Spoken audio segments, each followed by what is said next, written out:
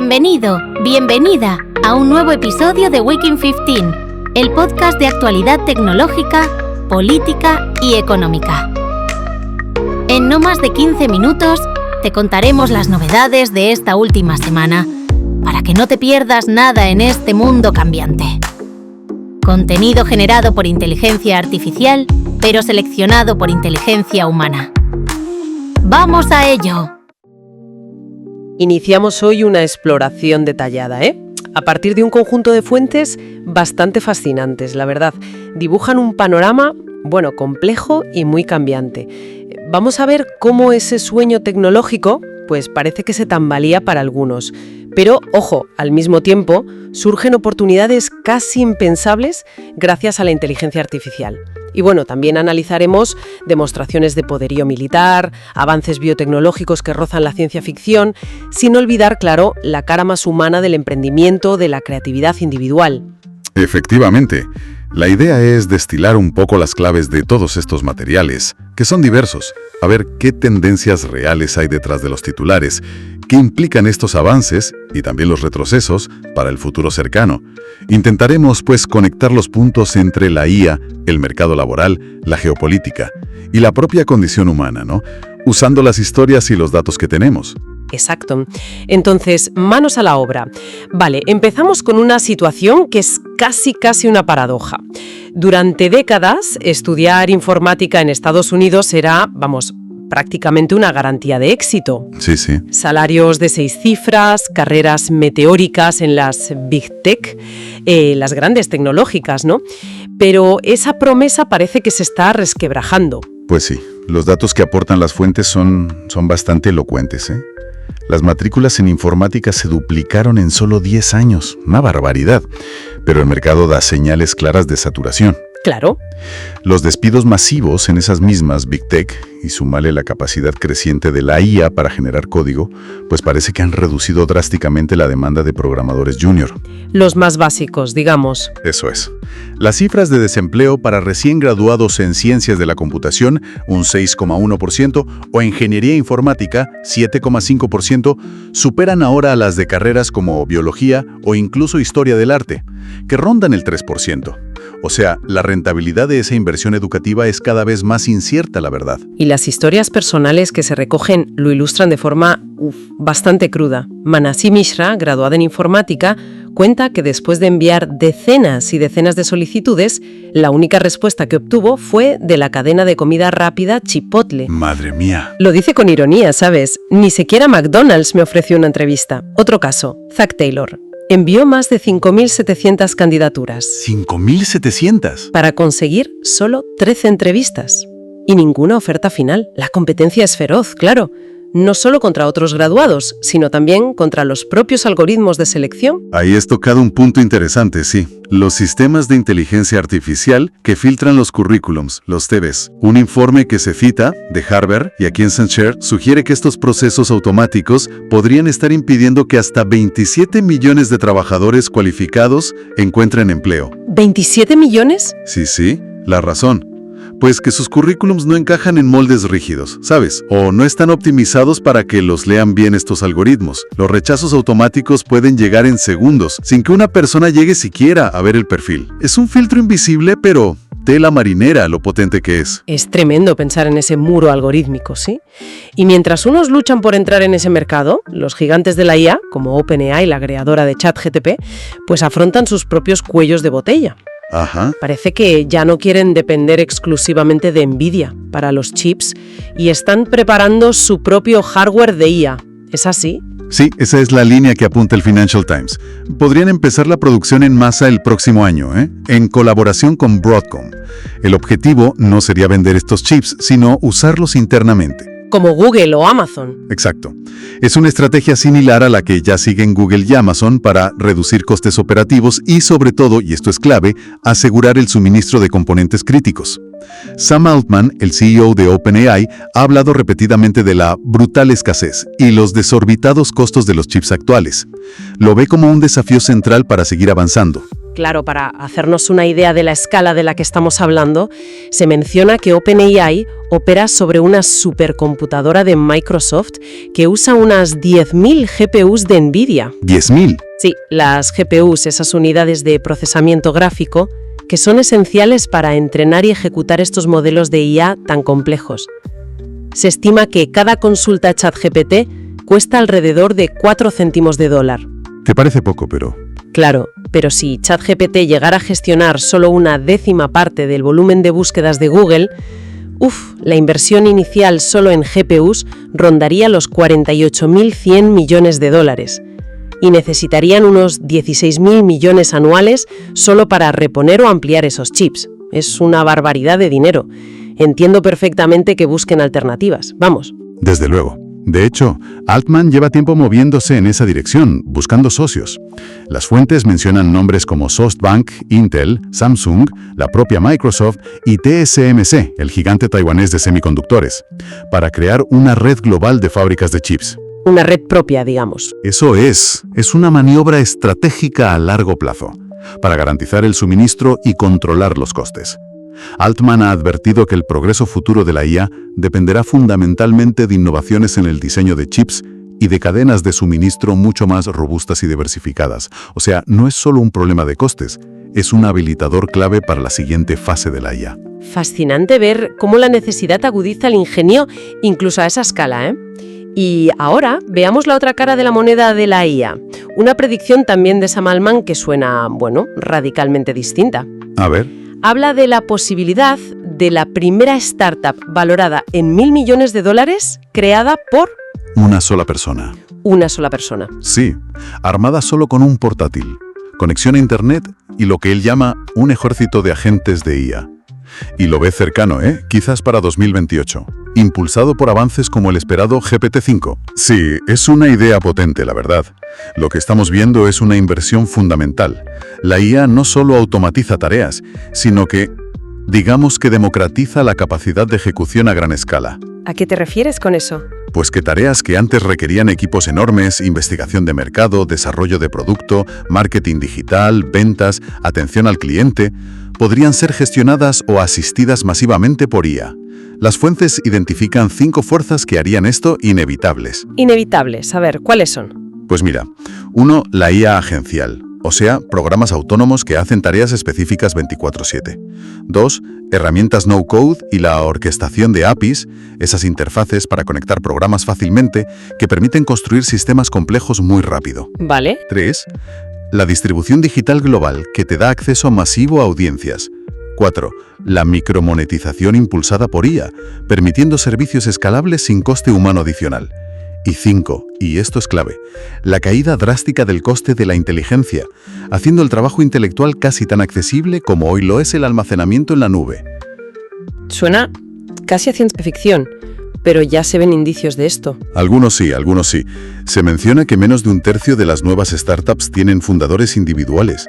Pero ojo, esa cifra es el doble que en 2015. Así que la tendencia es creciente. Vale. El CEO de Replit habla de codificación dinámica, o sea, la capacidad de crear aplicaciones en horas usando lenguaje natural. Estamos viendo cómo aficionados o expertos en un dominio concreto pueden convertirse en creadores de productos digitales casi de la noche a la mañana, sin necesidad de ser programadores expertos. Entonces, el desafío cambia completamente. Si la tecnología es más accesible... Exacto. Lo fascinante que sugieren las fuentes es que el principal obstáculo ya no sería construir la tecnología en sí. Eso podría volverse, casi trivial con agentes de IA más capaces. El verdadero reto, la habilidad clave, sería venderla. ¿Venderla? Sí, crear una audiencia, generar confianza, convertir el interés inicial en ingresos sostenibles. La IA no reemplaza el juicio humano, el gusto estético, la visión estratégica o la empatía, ¿sabes? Sino que los potencia. Libera al creador del trabajo más mecánico y repetitivo. Interesante. Un fundador solitario podría teóricamente tener el impacto y el alcance de una gran corporación. La clave del éxito no residiría tanto en tener el mejor código, sino en la visión, la audacia, la capacidad de conexión y la velocidad de ejecución. Podríamos estar entrando en la era del emprendimiento individual como un modelo idealizado casi. Una perspectiva que da vértigo, sí. Y esta tensión entre la capacidad tecnológica y sus implicaciones humanas se refleja también a escala global.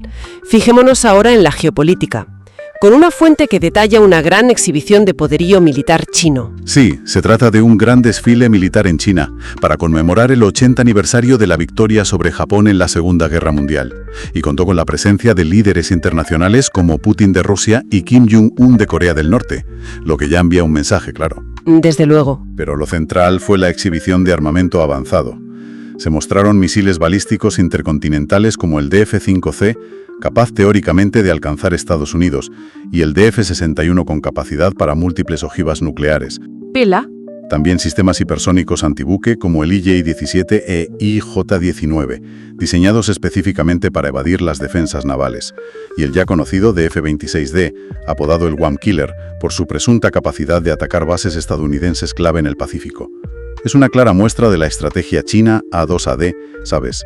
Anti-Access Area Denial, para contrarrestar la superioridad naval estadounidense en su zona. Y no solo misiles, ¿verdad?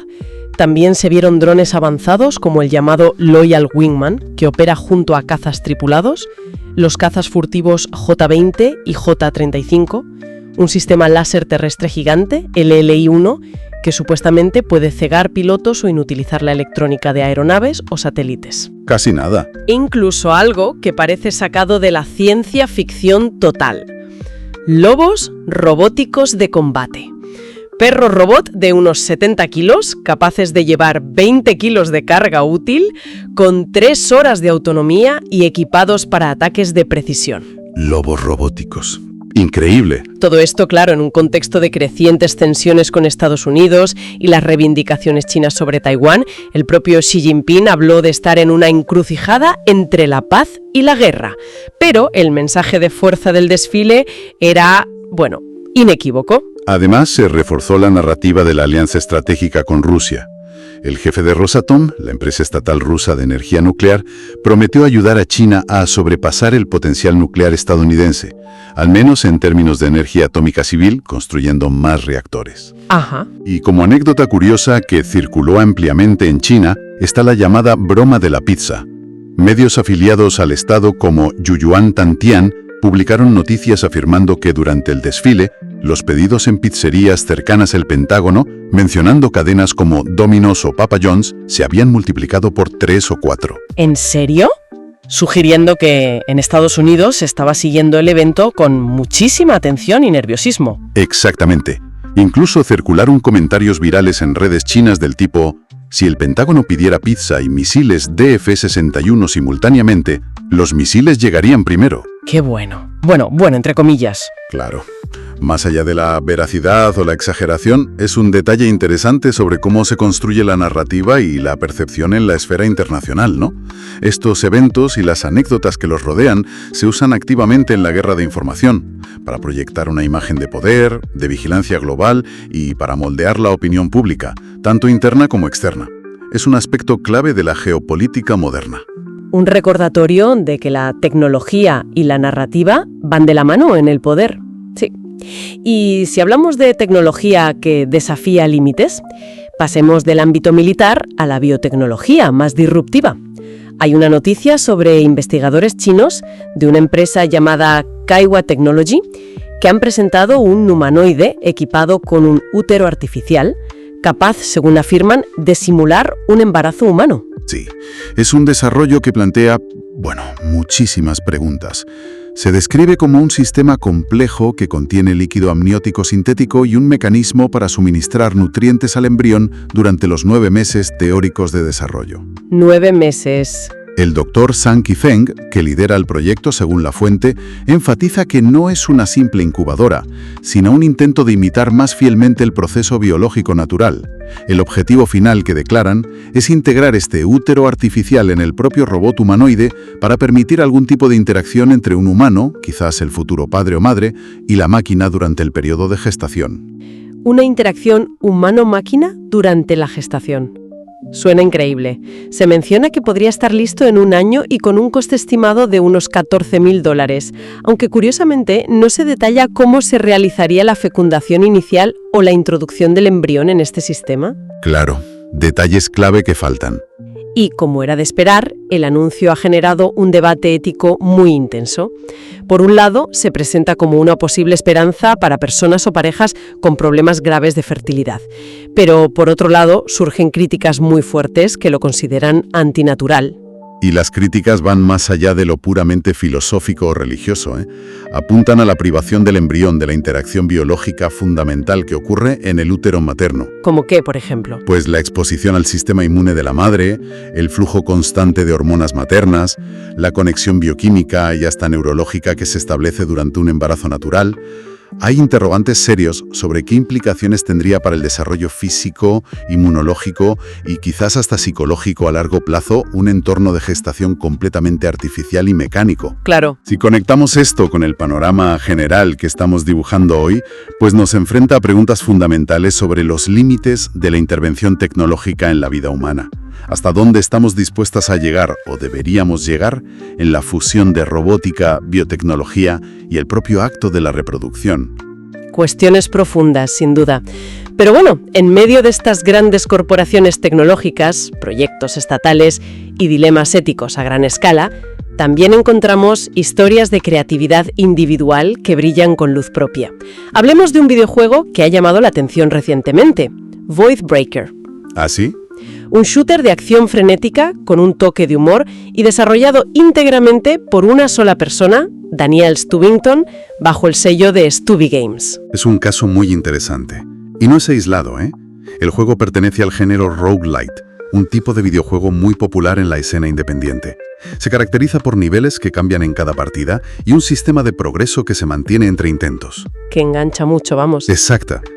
En Void Breaker, la premisa es que el jugador está atrapado en un ciclo de pruebas de combate diseñadas por una IA.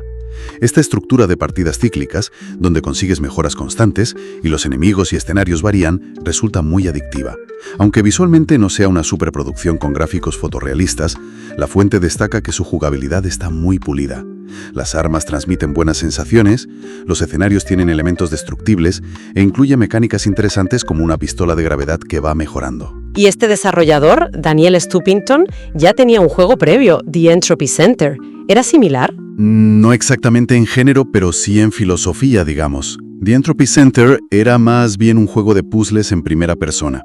Algunos lo compararon con Portal por la perspectiva y cierto humor con un trasfondo oscuro.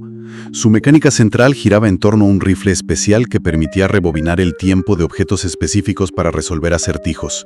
Ah, vale. Void Breaker parece una evolución natural hacia la acción directa, pero manteniendo esa inteligencia en el diseño, y sobre todo, la capacidad de una sola persona para crear una experiencia completa y atractiva. Y este caso, junto a otros éxitos recientes de desarrolladores en solitario como Balatro, ese juego de póker y roguelike que fue un fenómeno, o The Blueprints, otro título indie aclamado, contrasta fuertemente con los presupuestos multimillonarios y los equipos de cientos de personas que caracterizan a la gran industria del videojuego. Totalmente. Demuestra que sigue siendo posible otra forma de crear, enfocada en la jugabilidad, la visión personal y la eficiencia en el desarrollo. Quizás sea un eco, ¿no?, en el mundo del entretenimiento interactivo, de esa figura del emprendedor solitario potenciado por herramientas que veíamos antes al hablar de la IA, aunque aquí las herramientas sean motores de juego accesibles y plataformas de distribución digital.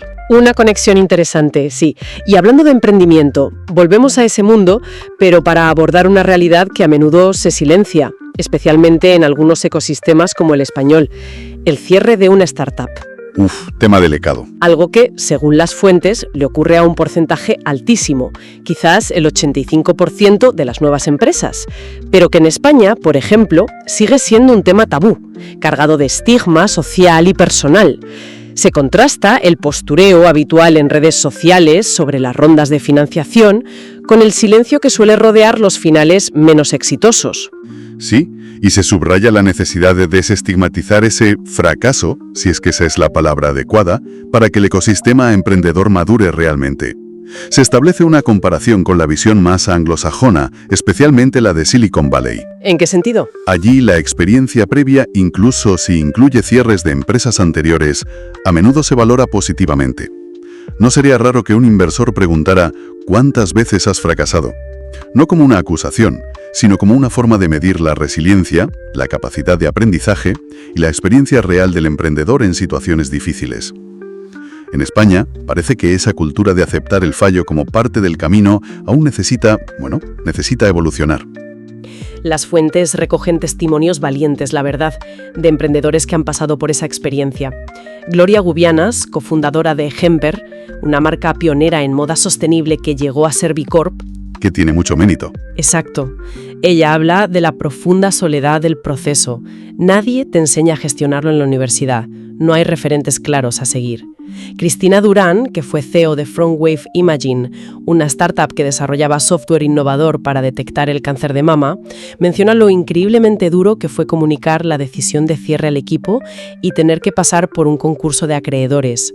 Ignacio Monge, con experiencia en varios proyectos fallidos como BettyPet.app, también comparte su vivencia personal.